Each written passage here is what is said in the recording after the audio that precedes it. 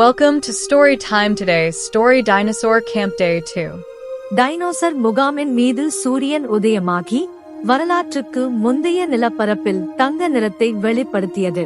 இது ஒரு புதிய சாகச நாள், மேலும் முகாம்வாசிகள் தங்களுக்கு என்ன காத்திருக்கிறார்கள் என்பதை பார்க்க ஆர்வமாக இருந்தனர். இன்று இதில் ராப்டர்கள் டைனோசர் உலகின் சுறுசுறுப்பான மற்றும் புத்திசாலித்தனமான வேட்டைக்காரர்களை பற்றியது. மெஸ் ஹாலில் காலை உணவுக்கு பிறகு முகாம்வாசிகள் உயரமான மரங்களுக்கு அடியில் கூடினர். அங்கு சாராவும் மேக்ஸும் ஏற்கனவே ராப்டர் கிளா ஊசிகளுடன் தங்கள் எக்ஸ்ப்ளோரர் தொப்பிகளை அணிந்து கொண்டு காத்திருந்தனர். சாரா தனது கைகளில் ஒரு உயிரோட்டமான வெலோசிராப்டர் மாதிரியை வைத்திருந்தார். காலை வணக்கம் முகாம்கள், சாரா ஒரு பிரகாசமான புன்னகையுடன் வரவேற்றாள்.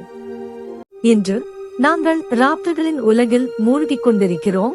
வரலாற்றில் மிகவும் குறிப்பிடத்தக்க வேட்டையாடுபவர்களில் சிலர் மேக்ஸ் மேலும் கூறினார். ராப்டர்கள் வேகமானவை, தந்திரமானவை, கூர்மையான நகங்களை கொண்டிருந்தன. அவர்கள் தங்கள் காலத்தின் இறுதி வேட்டைக்காரர்கள். இந்த டைனோசர்களின் ரேசர் கூர்மையான பற்கள் முதல் வேகத்திற்காக கட்டப்பட்ட சக்தி வாய்ந்த கால்கள் வரை அவற்றின் நம்ப முடியாத தழுவல்களை சாரா விளக்கிய போது முகாமில் இருந்தவர்கள் ஆர்வத்துடன் கேட்டனர். இப்போது மேக்ஸ் அறிவித்தார், நாங்கள் ஒரு உயிரோட்டமான வெலோசிராப்டரை சந்திக்கப் போகிறோம். ஆனால் கவலைப்பட வேண்டாம், இது ஒரு மாதிரி மட்டுமே, உண்மையான டைனோசர் அல்ல. வெலோசிராப்டர் மாதிரியை சுற்றி முகாமிட்டவர்கள் கூடி அதன் உயிரோட்டமான தோற்றத்தை கண்டு வியந்தனர். டைனோசர் காலப்போக்கில் உறைந்து கிடப்பது போல் இருந்தது. சாரா தொடர்ந்தார், இன்று ராப்டர்களைப் போலவே சுறுசுறுப்பு பற்றி நாங்கள் கற்றுக்கொள்ளப் போகிறோம். பரபரப்பான ராப்டார் பந்தயத்தில் உங்கள் வேகத்தையும் புத்திசாலித்தனத்தையும் சோதனைக்கு உட்படுத்துவோம். முகாம்வாசிகளின் முகங்கள் உற்சாகத்தில் பிரகாசித்தன. சிறுத்தைகள் மற்றும் ஓநாய்கள் பந்தயத்தில் ஈடுபடும் வீடியோக்களை அவர்கள் தொலைக்காட்சியில் பார்த்திருக்கிறார்கள். ஆனால் இது டைனோசர்களை போன்ற ஒன்றை அனுபவிக்கும் வாய்ப்பாக இருந்தது. முதலில் சாரா மற்றும் மேக்ஸ் இனத்தின் விதிகளை நிரூபித்தார்கள். இது ஒரு ரிலே பந்தயமாக இருந்தது. கேம்பர்களின் அணிகள் மாறி மாறி வருகின்றன. பாறைகள் நிறைந்த பாதைகள் மற்றும் அடர்ந்த ஃபென்கள் உட்பட முகாமின் வரலாற்றுக்கு முந்தைய நிலப்பரப்பு வழியாக செல்லும் பந்தய பாதை கொடிகளால் குறிக்கப்பட்டது. முகாமில் உள்ளவர்கள் அணிகளாக பிரிக்கப்பட்டனர். ஒவ்வொன்றும் ஒரு நியமிக்கப்பட்ட தலைவர். அலெக்ஸ் ஒரு குழுவின் தலைவராக இருந்தார். மாயா மற்றொரு அணிக்கு தலைமை தாங்கினார். இரு அணிகளும் எல்லையில்லா ஆற்றல் மற்றும் உற்சாகத்துடன் கேம்பர்களை கொண்டிருந்தன. தங்கள் உள் ராப்டர்களை அனுப்ப தயாராக இருந்தன. முதல் அணி தொடக்க வரிசையில் அணிவகுத்தது. அவர்களின் இதயங்கள் உற்சாகத்தில் துடிக்கின்றன. சாரா ஒரு விசில் அடித்தார். அவர்கள் வெளியேறினர்.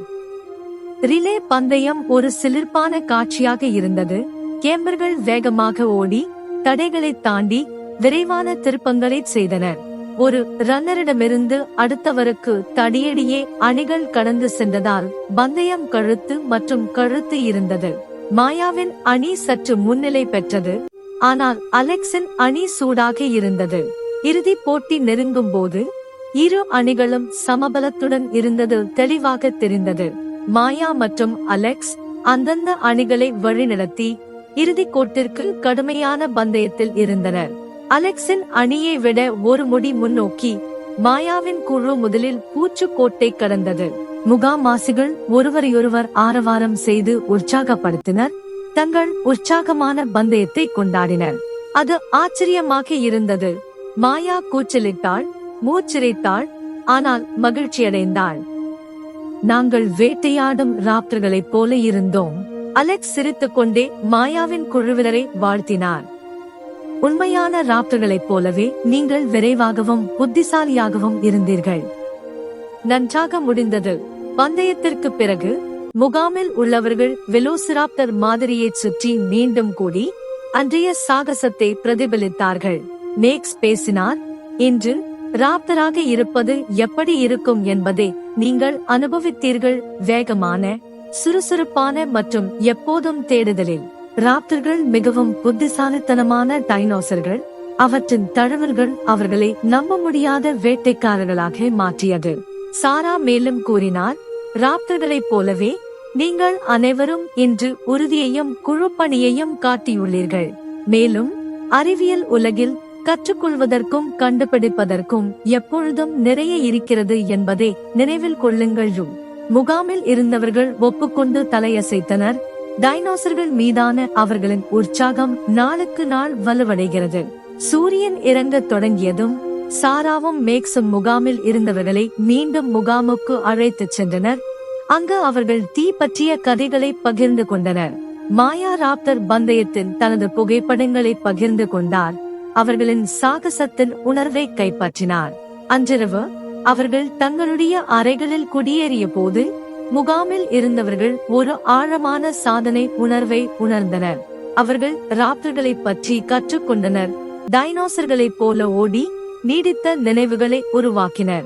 ஆனால் வரலாற்றுக்கு முந்தைய உலகம் இன்னும் பல ரகசியங்களை வைத்திருந்தது. மேலும் டைனோசர் முகாம் இப்போதுதான் தொடங்கியது. டைனோசர்கள் மற்றும் சாகச கனவுகளுடன் அவர்கள் நாளை என்ன கொண்டு வருவார்கள் என்ற ஆவலுடன் தூங்கினர். Thanks for watching. More videos, subscribe my channel.